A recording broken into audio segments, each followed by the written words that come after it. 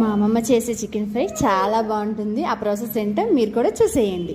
ముందుగా చికెన్ని మంచిగా క్లీన్ చేసుకున్న తర్వాత దానికి ఉప్పు, కారం, పసుపు, అలాగే అల్లం పేస్ట్, గసాలు, అలాగే ఎండు కొబ్బరిని వేయించి పేస్ట్ చేసుకొని చక్కగా మ్యారినేట్ చేసిన చికెన్ని ఆయిల్లో మనం ఇలా వేసి చక్కగా వేపుకోవాలి.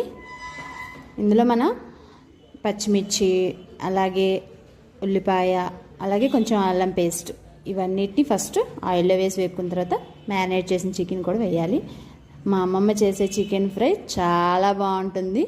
మీరు కూడా ట్రై చేయండి. అలాగే ఒక టమాటా కూడా వేసుకున్న తర్వాత దీనిలో కొత్తిమీర అన్నీ వేసిన తర్వాత మూత పెట్టకుండా ఫ్రై చేసుకోవాలి. తర్వాత పైన గరం మసాలా వేసుకుంటే సరిపోతుంది.